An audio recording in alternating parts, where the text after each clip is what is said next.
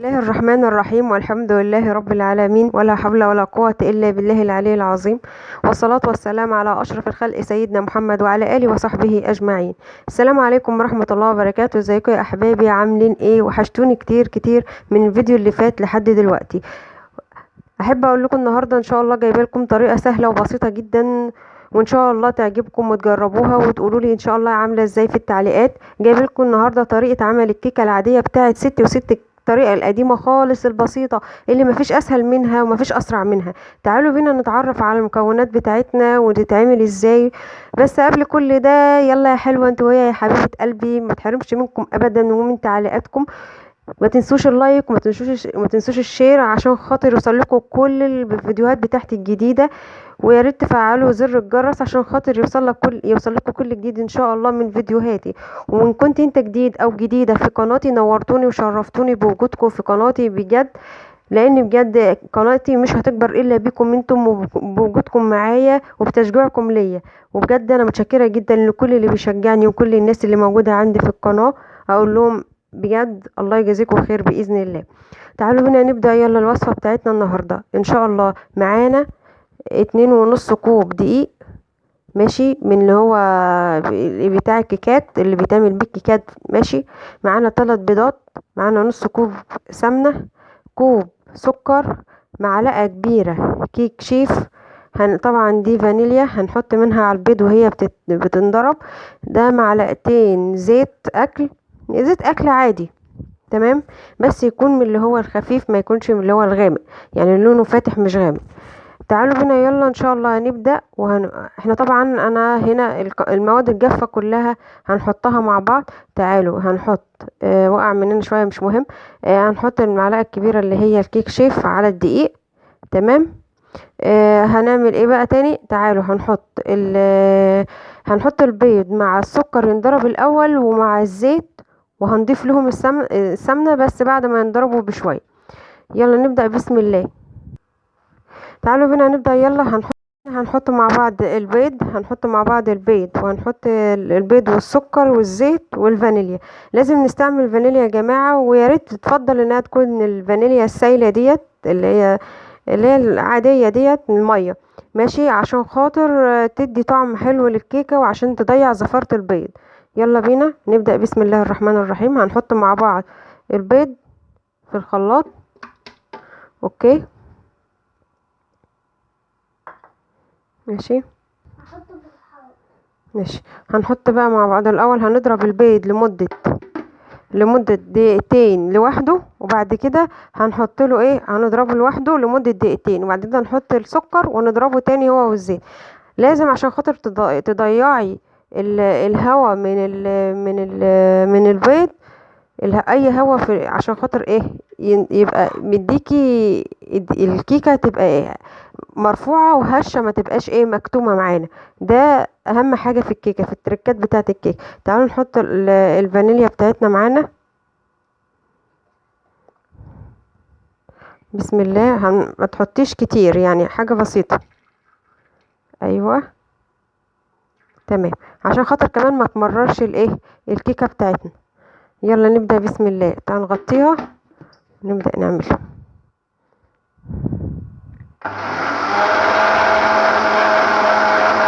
زي ما انتوا شايفين صوت البتاع عالي قوي.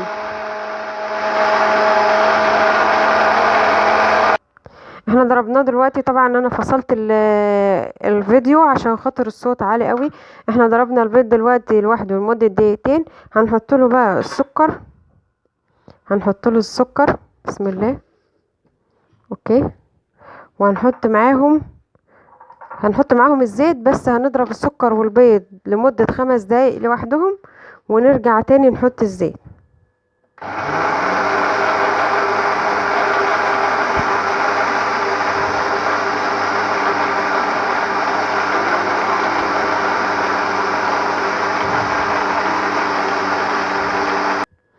احنا ضربناه لمدة 5 دقايق السكر مع البيض. هنحط الزيت دلوقتي، تمام، وهنرجع نضربه تاني برضو لمدة 3 دقايق مرة تانية برضو تاني، وبعد ما تنضرب لمدة 3 دقايق مع الزيت والسكر والبيض، هنرجع نضيف تاني ايه السمنة بتاعتنا او الزبدة اللي احنا حاطينها، ايا كان انت بتحبي تستعملي الزبدة لو موجودة عندك او سمنة. تعالوا بينا يلا، احنا حطينا الزيت بتاعنا، حطينا معلقتين كبار زيت، لان ما تنسيش انت مش هتحطي زيت كتير لان انت حاطه سمنه، حاطه يعني كوبايه الا ربع سمنه.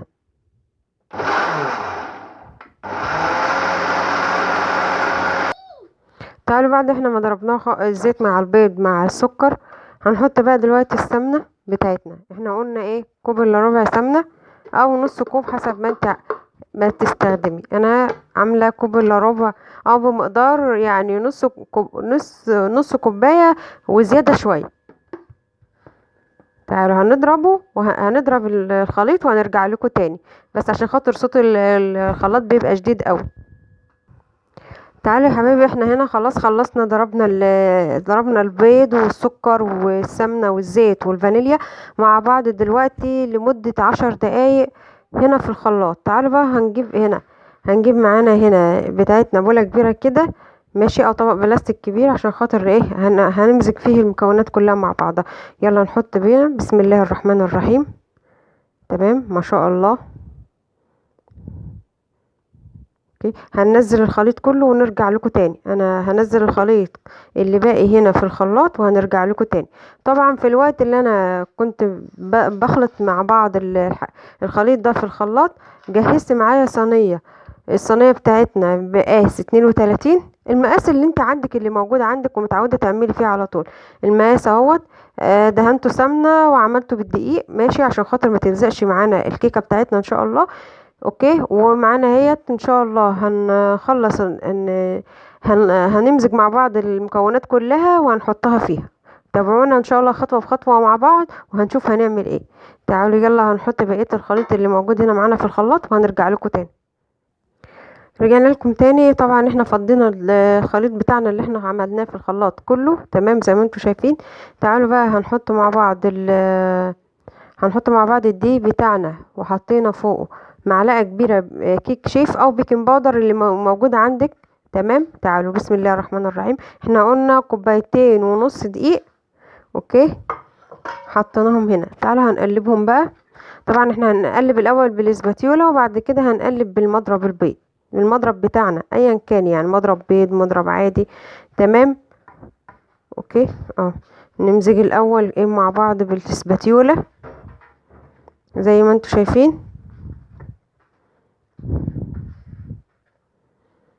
طبعا رناد رايحه جايه حواليا بتساعدني يا جماعه والله، وعايز تطلع ان شاء الله هطلعها دلوقتي، بس هنخلص ونحط الحاجه بتاعتنا اللي احنا بنعملها الكيكه بتاعتنا نحطها في الصينيه بتاعتنا ونجهزها، وبعد كده هخليها تكلمكم ان شاء الله زي ما انتم شايفين اهوت.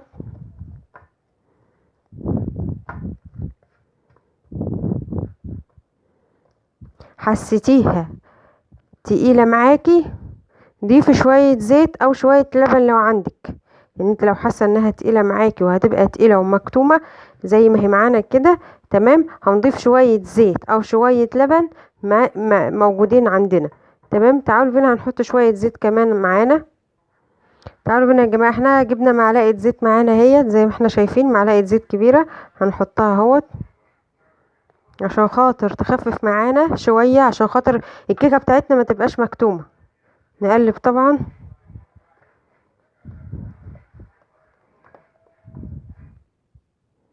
نقلب مع بعض الخليط.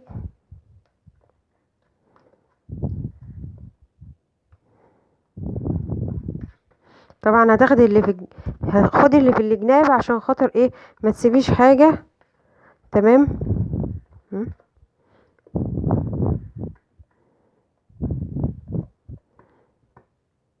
احنا عايزين نشوفها بقى كده بقى قوامها عامل ازاي. تمام، قوامها بقى كويس كده زي ما احنا شايفين كده اهو. القوام بتاعنا اهوت يا حبايبي، احنا قلبنا طبعا كويس قوي. القوام بتاعنا هو ده القوام اللي احنا عايزينه كده، لا هي خفيفة ولا هي تقيلة، كده في الوسط عشان خاطر ما تبقاش مكتومة منك وما تبقاش هيبقى طعمها مش حلو، وفي نفس الوقت تحس انها مكتومة منك. طبعا كل الستات عارفين يعني ايه تبقى الكيكة مكتومة وميبقاش لها طعم. اوكي. تعالوا بقى هنقلبها كويس ونفضيها فين؟ نفضيها في الصينية بتاعتنا. تعالوا يلا نسمي بسم الله ونفضي الكيكة بتاعتنا في الصينية اهو. بسم الله الرحمن الرحيم.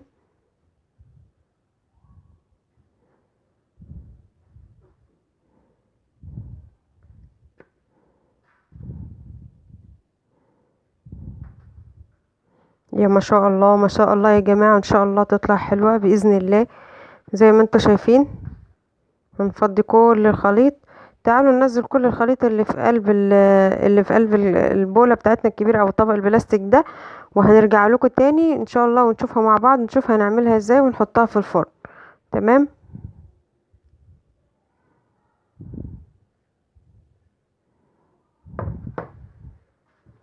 احنا دلوقتي يا حبايب قلبي خلصنا، فضينا كل الخليط بتاعنا في الصينيه اهيت زي ما احنا شايفين. تعالوا بقى اهم حاجه الخطوه اللي احنا هنعملها دلوقتي عشان خاطر تطلع منك ايه الكيكه بتاعتك ناجحه وتبقى حلوه ومرفوعه منك، وفي نفس الوقت ما تبقاش مليانه هوا من جوه. اضربي كده زي ما انت شايفه، اعملي كده. شفتوا الفقاعات اللي هي طالعه فوق دي كلها الهواء اللي في قلب الكيكايه. ده الهواء اللي في الكيكايه، لازم ان انتي تكوني ايه تضربيها كويس عشان خاطر هنعملها ونرجع لكم تاني. تمام، احنا خلصناها اهيت وعملناها زي ما انا وريتكم. تعالوا بقى ايه ان شاء الله هنحطها في الفرن دلوقتي. سيبيها لمدة 40 دقيقة. طبعا احنا هنشغل الفرن وهنسخنه كويس قوي. تمام، على حسب ما انت عندك فرن حراري بالكهرباء او فرن عادي او فرن بوتاجاز. طبعا انت هتشغلي الاول الفرن وهتسيبيه يسخن كويس قوي، وبعد كده تحطيها في الرف الوسطاني او في الرف اللي تحت. ممكن تحطي تحتيها حاجة صينية تانية او حاجة تحت الصينية عشان خاطر ايه ما تتلسعش منك لانها بتبقى حساسة. وهقولك مفيش ست مصرية الا لما حرقت الكيكة في اول تجاربها. ده اكيد كلنا اكيد اتلسعت منها مره، اتحرقت من جنب وجنب. لا يا جماعه ما تحاولوش ان انتوا تخبوا يعني.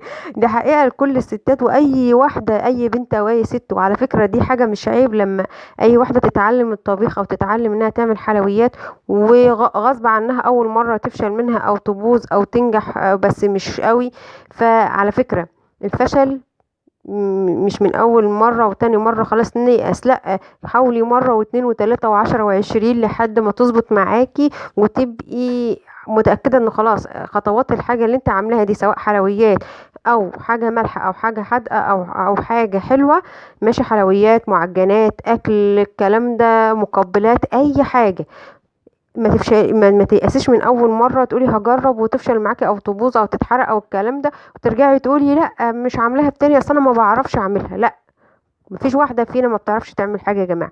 وما تخليش اي حد يحبطك او اي حد ان هو يقولك انت فاشله او ما بتعرفيش تعملي الحاجه. اوعي في يوم ان الاحساس ده يوصلك، لان لو وصلك وتاكدتي منه من جواكي فعلا هتبقي ما بتعرفيش تعملي اي حاجه، وهيجيلك وقت على نفسك هتقولي لنفسك لا انا ما بعرفش اعمل اي حاجه. لا، مين فينا بدأت كانت أستاذ الطبيخ وأستاذة وشيف ماهر؟ كلنا اتعلمنا وأمهاتنا علمونا وأمهاتنا اتعلموا من أمهاتهم، من يعني من ستي وستك اتعلموا منهم. فالحياة على كده مفيش حد نازل مولود ان هو عارف كل حاجة وفاهم كل حاجة في أي حاجة، مش في الطبيخ بس، في أي مهنة وفي أي حاجة. مع الممارسة، مع ان انت تعرفي، مع ان انت تذاكري، ان انت يعني تقري وتعرفي وتطلعي على حاجات اكتر، بجد يعني هيخليكي تعرفي كل حاجة وهيخليكي ان انت تكتشفي حاجات جديدة وتعرفيها وبطريقة. وممكن تبقي الحاجة انت بتعمليها بطريقة واحدة، مع الاطلاع وان انت تعرفي وتشوفي وتقري وتشوفي فيديوهات لحاجات كتير، صدقيني هتعرفي تعمليها بدل الطريقة 10. عن تجربة وعن اقتناع، لان انا مجربة حاجات كتير. تمام، وما قلتش نفسي لا ده انا معرفش ولا الكلام ده، لا، مرة واتنين وتلاتة وعشر. الحمد لله، اللهم لك الحمد. فما تخليش حد يخليكي تيأسي ولا يحبطك ولا الكلام ده. تعالوا بينا نرجع تاني للكيكة بتاعتنا ان شاء الله. قلنا هنشغل الفرن بتاعنا ونسخنه كويس قوي. هنحطها لمدة 40 دقيقة. هنحطها يا في ال على الرف الوسط، او ان هو احنا نحطها مباشرة تحت. ماشي. وهنشغل الشواية بتاعتنا بس مش دلوقتي، لما ان هي ترفع. تمام، حابة تشغلي الشواية بتاعتك بس تهديها حاجة بسيطة خالص. ماشي، يعني تشغلي من فوق بس هدي حاجة بسيطة. مش عايزة تشغلي في الاول ما تشغليش، المهم ان هي تظبطيها لمدة 40 دقيقة وهتبقى معاكي كويسة. هتحطيها في الرف اللي تحت خالص مباشرة. حطي تحتيها حاجة، حطي تحتيها حاجة، ما تبقاش مباشرة للنار والحرارة، عشان خاطر تديكي نتيجة كويسة لمدة 40 دقيقة يا جماعة. طبعا احنا اتكلمنا كتير، تعالوا بينا يلا ان شاء الله. وعلى ما نخلصها نرجع لكم تاني بإذن الله. يلا نقول بسم الله الرحمن الرحيم ونحطها في الفرن. هنرجع لكم ان شاء الله بعد ما نخلصها وتبرد، وهنطلعها معاكم وهنقطعها بإذن الله وهنوريها لكم. زي ما انتوا شايفين يا جماعة الكيكة بتاعتنا جميلة ازاي، وشايفينها حلوة ازاي، وشايفين لونها بجد جميلة. هي ما رفعتش اكتر من كده لان انا ما حطيتش كيك شيف او بيكنج باودر كتير، انا حاطه معلقة واحدة بس. تمام، وهي زي ما انتوا شايفين اهي، ما شاء الله عليها جميلة جدا. تعالوا بينا نقطعها ونرجع لكم تاني. تمام، هي زي ما انتوا شايفين ما شاء الله عليها، هي خدت 40 دقيقة بالظبط في الفرن. تمام، ما هي ما اتحرقتش الحمد لله مننا، ولونها جميل. وهي كانت رافعه حاجه بسيطه بس ايه اتهبطت مننا عشان خاطر ايه على ما طلعناها والكلام ده. انا بخاف اسيبها كتير في الفرن تغمق اكتر من كده. تمام، زي ما انتوا شايفين هي ما شاء الله، هي كمان التصوير ظالمها والله يا جماعه، التصوير ظالمها، بس هي ما شاء الله عليها حلوه كتير قوي. ايه، تعالوا بينا نقطعها ونرجع لكم تاني. زي ما احنا شفنا اهوت، شايفينها، شايفين ما شاء الله حلوة ازاي. شوفوا شايفين قبة ازاي وحلوة من جوه. مش شوفوا قوامها عامل ازاي ما شاء الله. ومش مكتومة من جوه يا جماعة، مش مكتومة خالص والله، في منتهى الجمال. ودي كانت النهاردة وصفتنا معانا، دي الكيكة بتاعتنا. وما تنسوش ان شاء الله تعملوا لايك وشير وسبسكرايب عشان خاطر الفيديوهات كلها بتاعتي توصل لكم. ودي كانت الوصفة بتاعتنا، كان معانا النهاردة